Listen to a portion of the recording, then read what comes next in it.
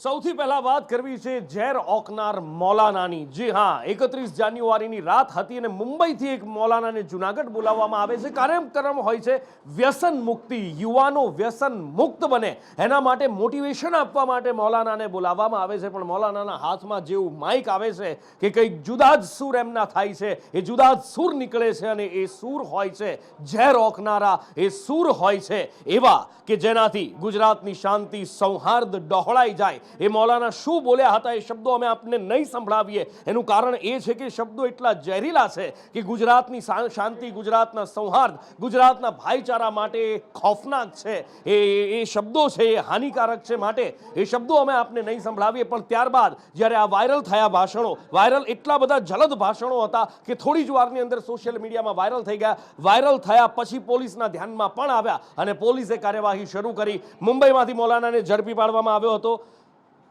અને ત્યારબાદ ગુજરાત એટીએસ તપાસ માટે પહોંચી હતી। ગુજરાત એટીએસ તપાસ માટે પહોંચી અને ત્યારબાદ મુંબઈમાંથી એ મૌલાનાની ધરપકડ કરવામાં આવી, ગુજરાત લઈ આવવામાં આવી અને આજે તેની પૂછપરછ કર્યા પછી હવે જુનાગઢ પોલીસ તેને જુનાગઢ લઈ ગઈ છે।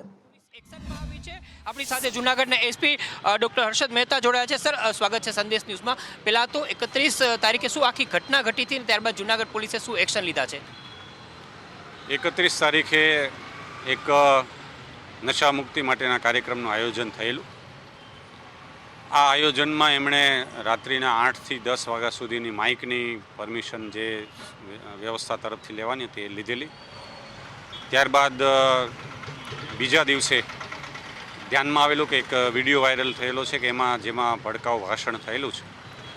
આ બાબતે તપાસ કરતાં કે ભાઈ આ રાત્રિનું લેટ ચલાવીને એમાંથી આ વિડીયો છે, એની ગંભીરતા લઈને તાત્કાલિક બી ડિવિઝન પોલીસ સ્ટેશનમાં જ્યાં આ બનાવ બનેલો છે ત્યાં 3 ઇસમો વિરુદ્ધ ગુનો દાખલ કરવામાં આવેલો, જેમાં 2 આયોજકો જેમના નામની પરમિશન લીધેલી અને એક આયોજક, સાથે સાથે જેમણે ભાષણ આપેલું એ મુંબઈના રહેવાસી જે આ મુફ્તી છે જેમનું નામ મૌલાના સલમાન નઝરી, એ મુંબઈના રહેવાસી હોય તો એમના 3 ઇસમો વિરુદ્ધ અહીંયા પોલીસે આઈપીસીની અલગ અલગ કલમો જેમાં 153 ખ, 505 2, 188, 114 મુજબના ગુનો દાખલ કરેલો।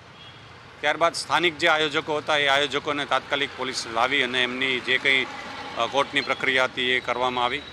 સાથે સાથે એમાં વધારે વિગતવાર તપાસ કરવાની જરૂર હોય, એમાં ઊંડાણપૂર્વક તપાસ હાલ ચાલુ હતી। એ દરમિયાન ત્રીજો જે આરોપી છે કે જેમનું આ ભાષણ આપેલું છે, અહીંયા લોકોમાં વૈમનસ્ય પેદા થાય, જાહેર શાંતિ સુલહ ભંગ થાય એ પ્રકારની જે આખી ઘટના બનેલી એને ધ્યાનમાં લઈ અને ગુજરાત પોલીસમાંથી ખાસ ગુજરાત એટીએસ લીડ કરી અને મુંબઈથી આ આરોપીને છે અહીંયા લાવવામાં આવી રહ્યો છે। Junagadh LCB crime branch PI છે એની તપાસ કરી રહ્યા છે અને આજે એમને લાવ્યા પછી આગળની કોર્ટની પ્રક્રિયા કરવામાં આવશે। ગઈકાલે એમને 2 દિવસના ટ્રાન્ઝિટ રિમાન્ડ છે મળેલા છે।